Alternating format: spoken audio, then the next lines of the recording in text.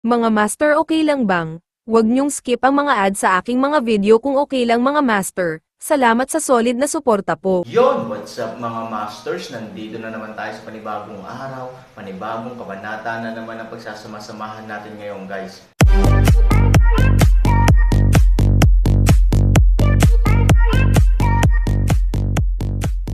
Bali mga masters, kung bago ka pa lang po sa aking YouTube channel, please click the subscribe button, lalong-lalo na po yung notification bell guys, para maging connected pa rin tayo sa isa't isa at maging updated kayo sa mga susunod ko pang video. Bali mga masters, bago natin umpisahan ng kwento ay mag-shoutout po muna tayo para sa mga solid nating tagapakinig. Shoutout kay I Like Song at shoutout kay Robert Tolentino. Yun na nga mga masters, no? Bali hindi na ito patagalin. In 3, 2, 1, let's go! May kinalaman ito sa pagbagsak ng lungsod. Kumunat ang luo ni Han Sanchen. Ito ay imposible. Ang Luo Cheng ay talagang walang kinalaman sa lugar na ito, kaya, paano bumalik ang tinatawag na relasyon na ito? It's surprising, but it should be true. Lahat naman kami sa ibaba ay talagang nahulaan na, although hindi pa na-admit. Pero halos sigurado na tayo. Nagkatinginan sina Ivory at Han Sanchen, at pagkatapos ay tumingin sa pinuno. Anong ibig mong sabihin dyan? Nagkaroon ng isang malaking digmaan bago ang taglagas, alam mo ba ang tungkol dito? Hindi lang alam ng dalawa, kasali pa sila dito. Isang lalaking nagngangalang Han Sanchen ang nabihag doon. Nang maglaon, ang mga sundalo na dapat ay nahulog sa lungsod ay nag-organisa ng ilang mga counterattack, ngunit sa kasamaang palad lahat sila ay nauwi sa kabiguan. Ang lalaking iyon na nagngangalang Han Sanchen ay hindi pa nakarinig tungkol dito noon, ngunit tila talagang mahusay. Pagkatapos ng pagkatalo sa digmaan, ang ating Heavenly Demon Castle ay biglang tumaas ang dami ng dugo. Noong mga oras na iyon, hinihiling sa amin na lumabas upang arestuhin ang mga tao araw-araw. Gayunpaman, ang Heavenly Demon Castle ay nakahuli na ng maraming babae bago ito. Ang bagay na ito ay hindi isang hen na nangangitlog. Paano magkakaroon ng napakaraming babae na mahuhuli? Pagdating dito, halatang sobrang depressed siya.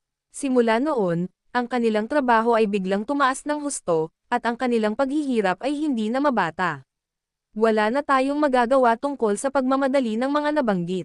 Sino ang nakakaalam na pagkatapos, ang nasa itaas ay nag-update ng utos, na nagsasabi na ito ay isang babae, at bigyan natin ng prioridad ang paghuli sa mga mas bata. We can only do it obediently. Kaya naman, ang mga babae sa Chanmo Castle ay basically not spared.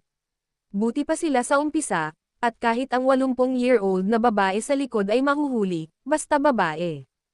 Paano naman ang mga lalaking iyon, ayon sa ibig mong sabihin, parang walang kwenta ang mga lalaki, di ba? Dahil lang sa hinahadlangan kanila. Malamig na sabi ni Han Sanchen.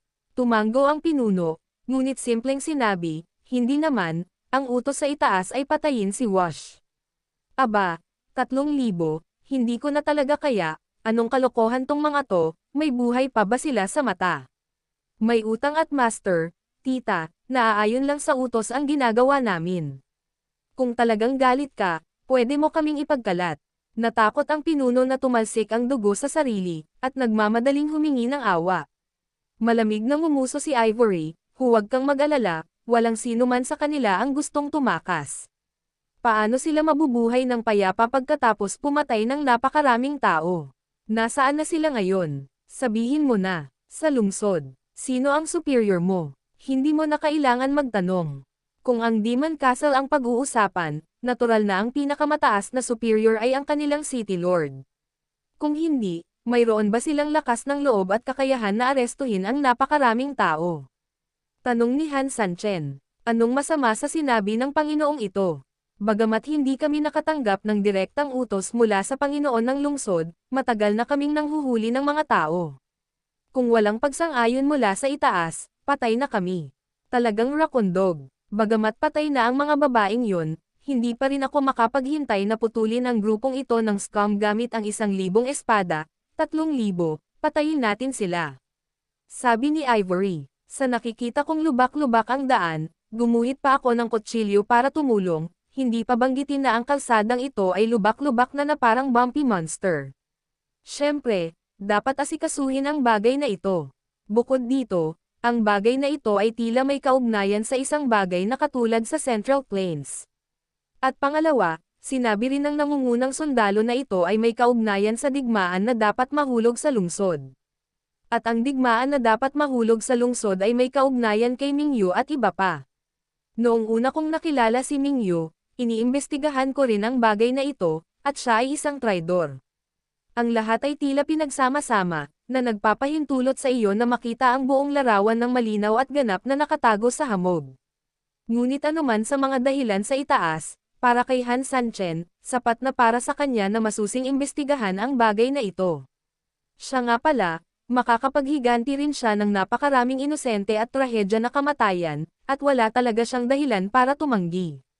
Ngunit ang bagay na ito ay hindi maaaring maging walang ingat, kahit papaano, para kay Han Sanchen, ang diskarte ni Ivory ay hindi gagana.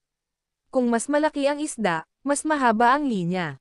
Sa pag-iisip nito, tumingin si Han Sanchen sa pinuno, paano kung bigyan ka ng pagkakataong mabuhay? Sabihin mo, Ginoo. Bahagyang ngumiti si Han Sanchen, at nagsalita ng ilang salita sa kanyang tainga. Biglang tumaas ang puso ng lalaki sa kanyang lalamunan, at tuluyang nanlaki ang kanyang mga mata. Ano, hindi ka masaya? Sa sandaling bumagsak ang mga salita, itinaas ni Han Sanchen ang kanyang espada at ibinagsak ang kanyang espada, at ang natitirang maliit na kapatid na lalaki sa tabi ng pinuno ay direktang ibinagsak ang kanyang ulo. Napatulala ang pinuno. Alam na alam niya na sa Han Sanchen, wala siyang puwang para makipagtawaran. Ngayon, sabihin mo sa akin ang iyong pinili. Natatakot na tumango ang pinuno, Guro, anuman ang sabihin mo, ito ay kasing liit.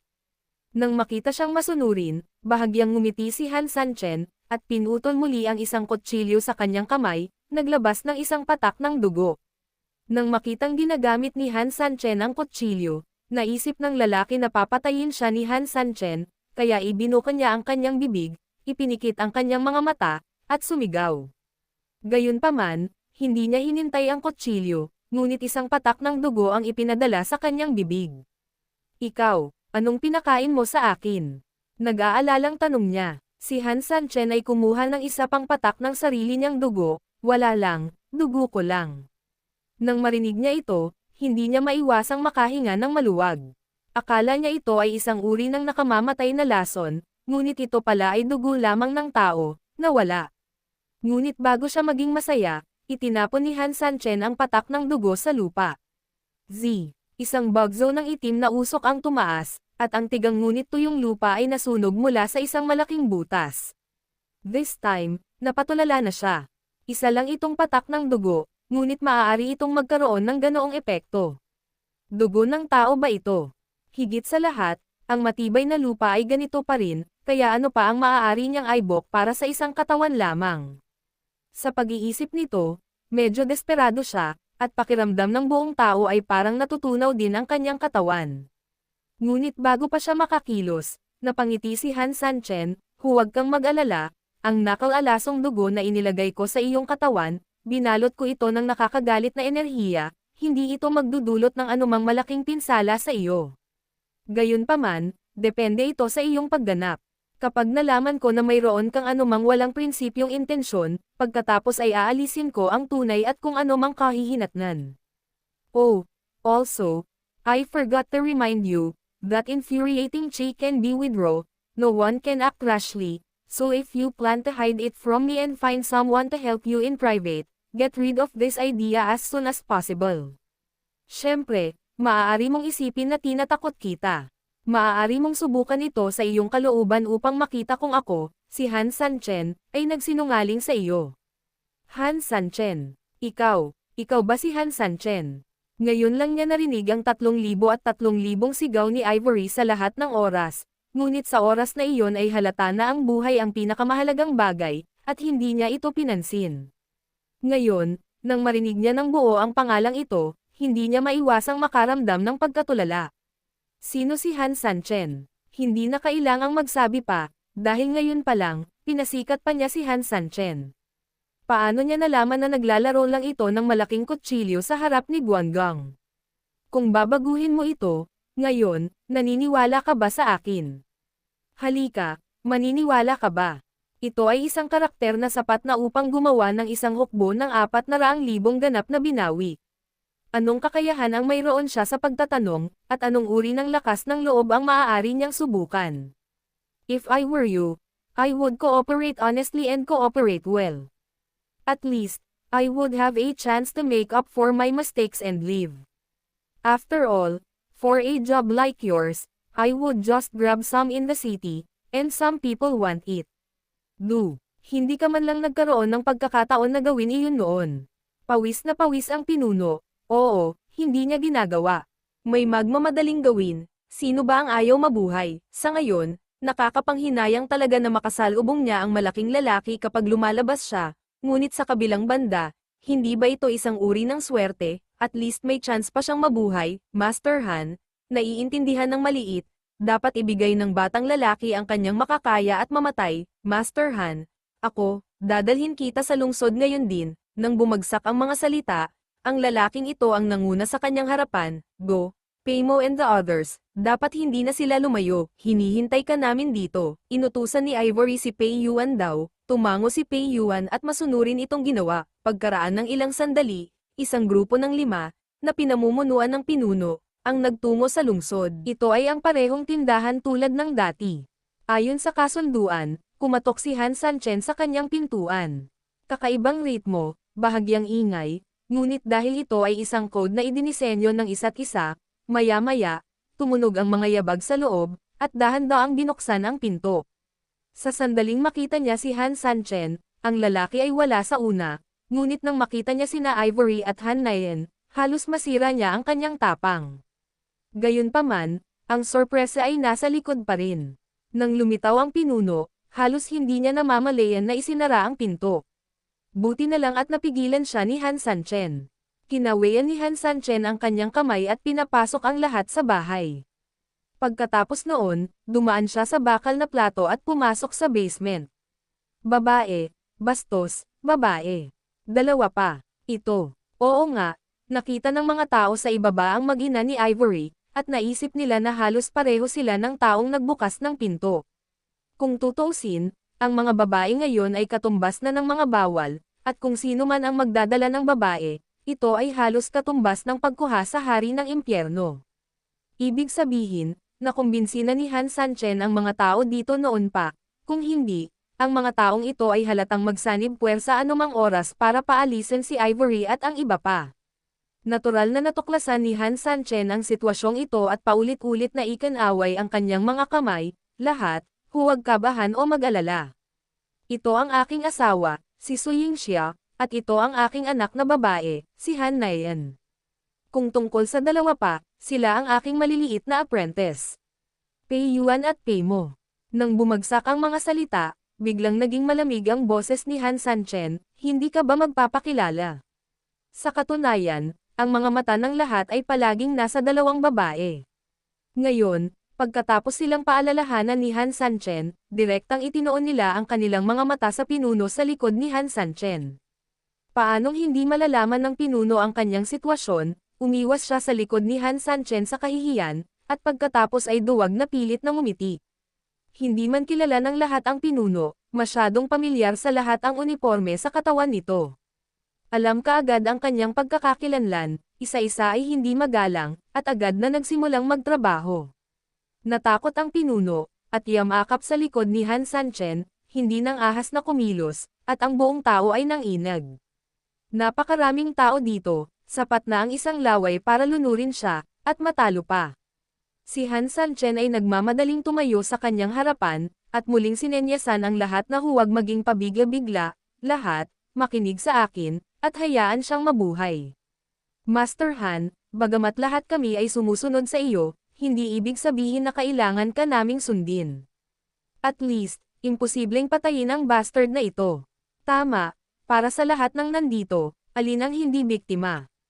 Alin ang hindi ang hiwalay na asawa at pamilya, at ang pamilya ay nasira, at ang lahat ng ito ay dulot ng pagsamba sa halimaw na ito. Ang pagpatay sa kanya, hindi ang pagpatay sa kanya, ay mahirap sugpuin ang puot sa aking puso. Oo, patayin mo siya, patayin mo siya. Nagalit ang mga tao, at ilang sandali, nagkaroon ng maraming kabaliwan.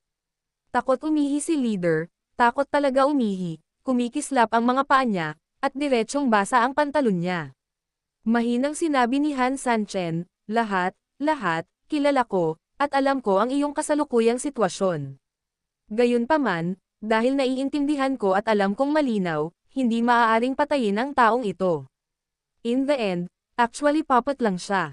Kung papatayin mo siya, libo-libo pa ang iba. Tapos ka na ba? Sa oras na iyon, ang dapat manakit sa iyo ay masasaktan pa rin, at may mga tao pa rin sa Demon Castle ngayon. Nanganganib ang mga tao. Tama ba ako? Nang marinig ito ng lahat, nalaman nila ang katotohanan. Pero mababago ba ang status quo nang hindi siya pinapatay? Sa tingin ko, mas mabuting patayin siya ng diretsyo. At least mailabas natin ang galit natin ngayon. Oo, patayin mo siya, magkukumahog ako at babalatan ko siya. Muling nag-apoy ang mga tao, at makikitang galit na galit ang lahat, kung hindi ito masyadong nasusunog at sumasabog. Tapos kung sasabihin na ang pag-iingat sa kanya, mababago ba talaga ang status quo? Tanong ni Han Sanchen. Master Han, what do you mean by that? He's just a little minion. It's too much to rely on him to change the status quo. Oo nga Mr. Aaron, naloko ka na ba nitong batang ta? Marami na akong nakikitang nagkakagusto sa kanya. Usually, aso siya. Kapag nasa panganib, puro kasinungalingan. Kung gusto lang niyang tumakas, patayin natin. Umiling si Han Sanchen, syempre isang panaginip ang gustong baguhin ang Demon Castle sa pamamagitan ng pag-asa sa kanya. Ang gusto kong sabihin, tulungan kita. Yun na nga mga masters, no? Bali panibagong kabanata na naman yung natapos natin ngayong gabi. Muli, maraming salamat po talaga sa walang sawang suporta po sa aking YouTube channel na talagang inaabangan nyo po ang bawat upload ko po. Bali mga masters, magkita-kita ulit po tayo bukas ng gabi at ngayon po ay magpapaalam po muna tayo. Bali mga masters, bye-bye!